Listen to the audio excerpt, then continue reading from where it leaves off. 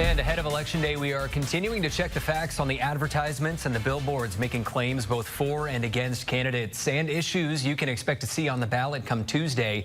Right now at 6:30, we're breaking down claims made by supporters of Amendment 3 looking to overturn Missouri's abortion ban.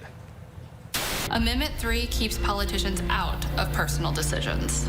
That's why we need to vote yes. This is one of seemingly countless ads airing across Missouri right now, asking you to vote yes on Amendment 3, overturning Missouri's ban on abortion and enshrining other reproductive rights in the state constitution. Some of the claims causing concern for healthcare professionals against Amendment 3, like Dr. Karen Vechtley and her patients. I sit back and I go, what are your concerns? I've had patients, I don't want my daughter to be pregnant in Missouri. I'm like, why? And so we talk about it. Last month, a group of 800 medical professionals from Missouri signed a letter supporting Amendment 3. Vechtley is on the opposite end. An OBGYN of 26 years, she says the confusion from her patients comes from claims that Missouri's current abortion ban does not protect women. Here are some of those claims. Rape survivors are forced to carry their attacker's child. Missouri's current law on abortion does not include exceptions for rape or incest. This was the case prior to Roe v. Wade being overturned as well. This claim is true.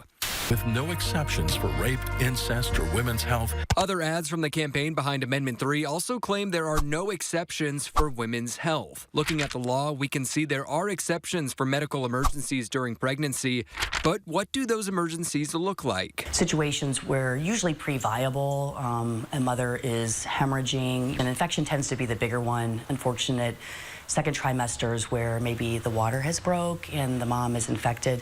The mom could die if the baby's not delivered. Jennifer Smith, another St. Louis area OBGYN, is pro-Amendment 3. She says the law does not define what exact situations fall under the term medical emergency. Unless someone is actively dying in front of me, it's not clear whether care that I'm going to provide is going to be considered legal or illegal. Missouri law defines in part a medical emergency as when a condition complicates the medical condition of a pregnant woman as to necessitate the immediate abortion of her pregnancy to avert death, or for which a delay will create a serious risk of substantial and irreversible physical impairment. We do not need to wait until a woman is, near death to be able to do that. State law agrees. Doctors are allowed to treat the patient if, under reasonable medical judgment, they determine not doing so will create a serious risk of physical impairment or death.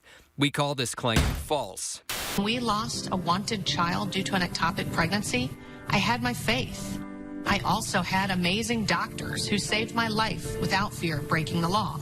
And doctors can't provide care to women miscarrying. The claim here is that Missouri women are not getting care for miscarriages or ectopic pregnancies. Vechtley says she actively cares for patients in these situations. And definitely since the ban. We checked, too. Missouri law states no abortion of a viable unborn child can be performed unless the life of the pregnant woman is at risk. Health experts say ectopic pregnancies are never viable, thus allowing for that care. As it relates to miscarriage, research from the Kaiser Family Foundation shows abortion bans, quote, have led physicians to delay providing miscarriage management care. People who are actively miscarrying may be denied care until the miscarriage puts the life of the pregnant person in jeopardy. In my care of patients, I'm not particularly worried about ectopic pregnancies, and I'm not particularly worried about miscarriages. Smith says it's clear how and when she can treat patients in these cases. What's unclear is whether situations just outside of typical ectopic pregnancies and miscarriages fall under the medical emergency term. There's a lack of definition. Vechtley, however, thinks the law is clear. I've never been worried that what I'm doing would constitute any destruction of life that would be both against the law or any other, ethical thinking. Missouri law shows no restrictions to miscarriage care in cases when the unborn child is unviable and when the women's physical health is at serious risk. With that, we call the claim that women aren't getting care for these cases misleading, although concern remains as some doctors fear repercussions in these cases because of what they call a lack of clarity in state law. Others say they actively provide the care without facing criminal prosecution.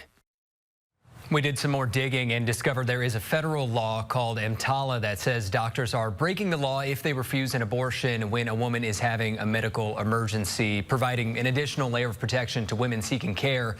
That law, though, is currently being challenged in court. You can find our other fact check on Amendment 3, as well as a deeper dive into the issue on our website, firstalert4.com, and on the First Alert 4 News app.